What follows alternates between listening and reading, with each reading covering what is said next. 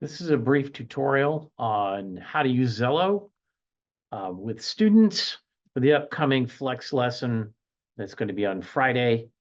I take a few minutes just to walk you through if you've never used Xello before, or if it's been some time, you're going to want to know how to access Xello and how to get in and check to see if your students are completing the assignments.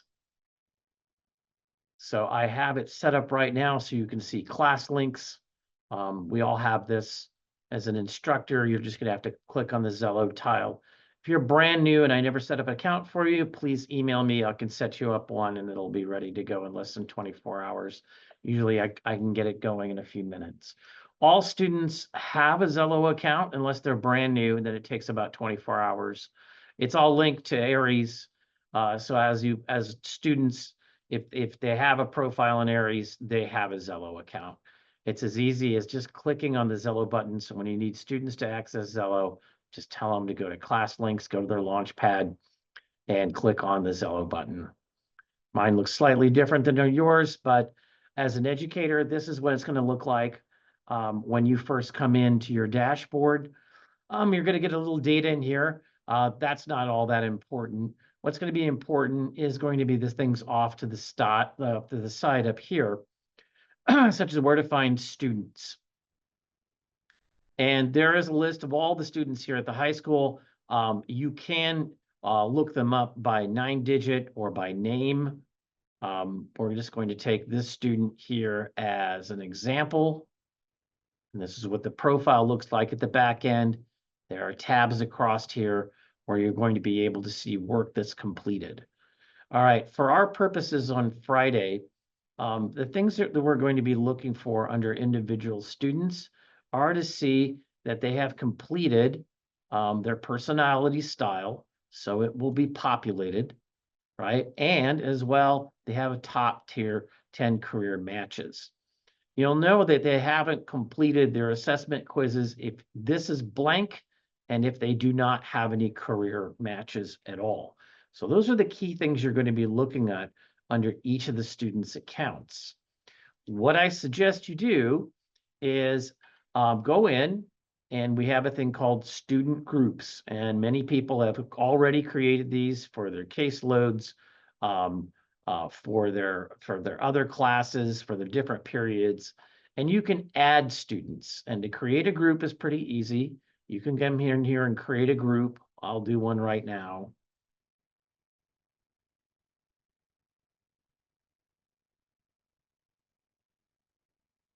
And you can create your own flex time group. And then you can add in students. Let's put Kimberly in here real quick. And now I've created a group. And I can add as many students as I want. And this will make it easy for you to just track your flex time students, right? And the same thing, if you want to remove them, you can easily remove them as well. And this will be more powerful later on when we talk about running reports. But for right now, this just makes it easy for you to group your students together. All right. So back to the dashboard again. What we're going to be doing on Friday is having students take their initial assessment. And the easiest way for you to understand how this works is for you to actually access your own Xello demo account as if you were a student yourself. It's fairly simple. Let's go in here, and I'm going to look over here where it says Demo Student Account. You can see your own account as if you were a student, or how you would look to you yourself as an educator on the back end. So I'm going to click into mine, and you can click on yours if you want to go along with me right now. And this is what your students will see when they access their Xello account. They're going to have major navigation off to the left, where lessons are going to be kept, which we will use going forward, portfolio surveys, and we're not going to be using assignments. The built-in lesson that we're going to be using going forward will actually be shown directly up top in their feed. And their feed is related to what they want to select as categories of different careers. And there's lots of stories that are curated that are actually populated into that. So there's a feed in the middle. Off to the side for Friday, this is what we really want to pay attention to, especially for ninth grade students. They're going to be clicking on Matchmaker.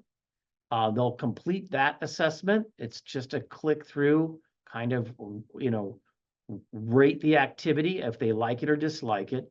Same thing with personality style and mission complete. If the students have already filled this in and they have a green check mark by it, it means it's done and completed. Many of the students were with me last year for 10th, 11th, and 12th, and they actually completed this in a session I held with them at the beginning of the year. Not all students completed it, but many did. So your 10th graders, your 11th graders, and your 12th graders may already have this complete. If it's complete, and I click into Matchmaker, you'll see that the top careers selected for me are already populated in here. And this is by match, right? So students who are in 10th, 11th, and 12th, they already have this up and can easily select and view more details on a career, right? For ninth graders, they won't, and they'll click in here to Matchmaker. I'm going to reset mine real quick so that you can see what a ninth grader will.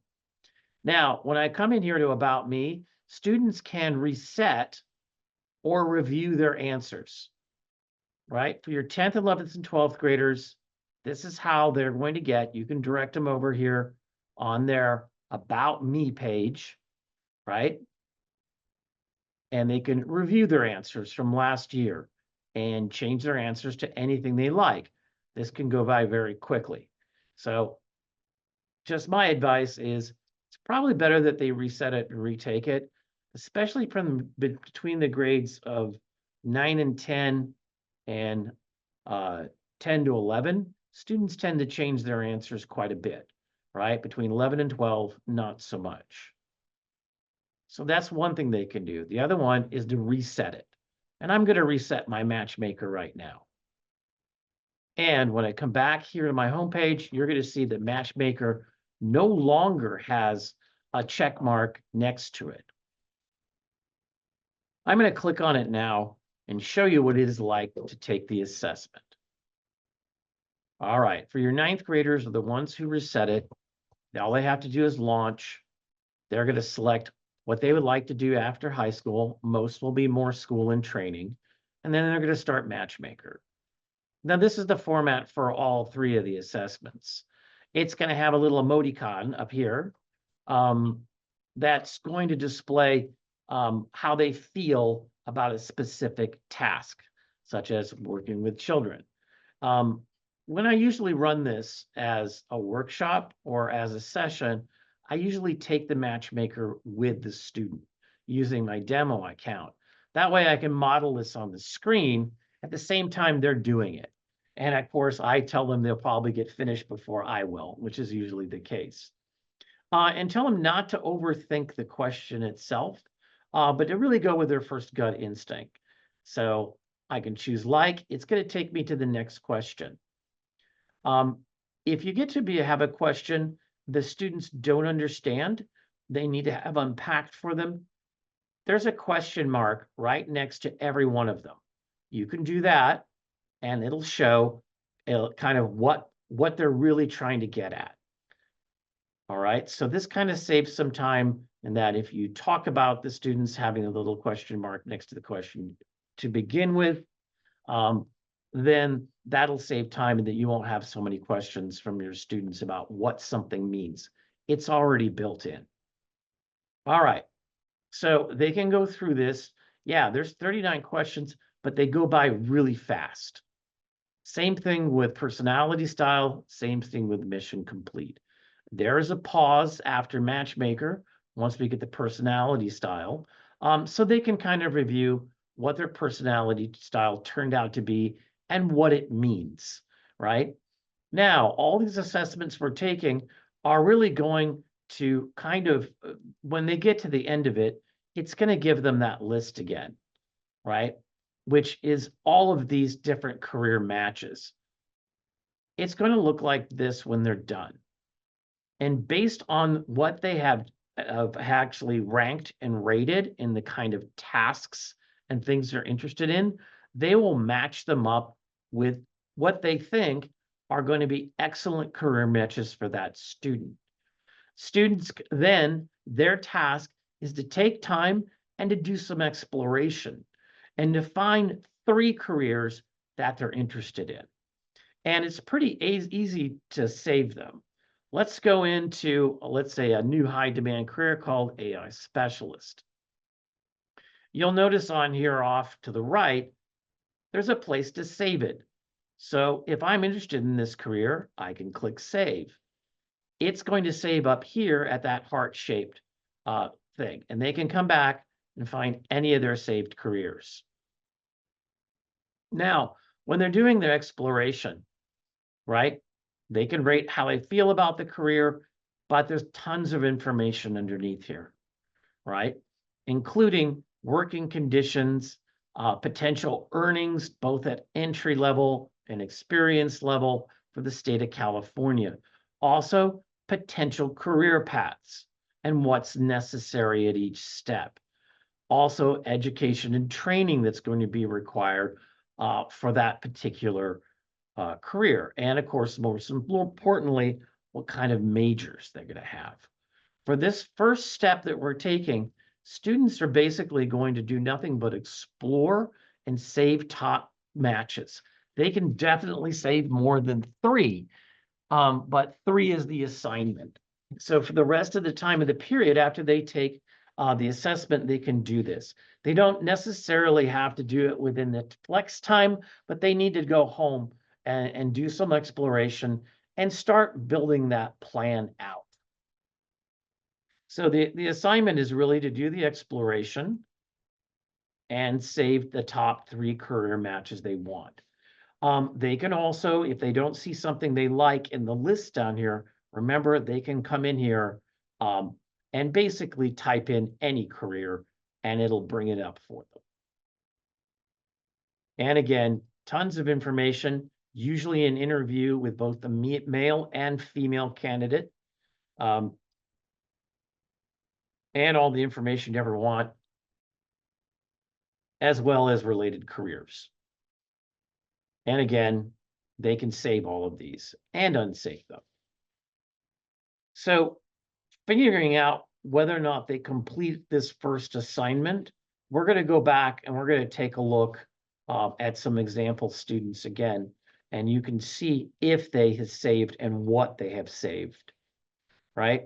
The last part of the assignment, if we have time, is to show them how to make a plan. And plans are pretty simple to make. And I've made a tons of them in my demo account, right? And a plan to begin with is just going to be based on a career they have selected. They're going to be looking up a major and then a college. And I can give you an example here of a nursing plan. Pathways were Palomar College and Cal State San Marcos. And notice we have the majors put in here as well. And there was the career. These are actually fairly easy to build. All they have to do is go to plans, like I did, and they can add a plan. And we're going to call this, let's say, for example,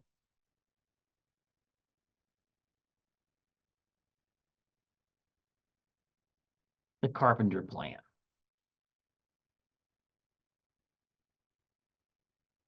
And I'm going to have a career choice. And I just saved carpenter a few minutes ago, so it's going to be right there for them. Then I'm going to take my next step. It's going to add some to-dos here for me to do. There's my career.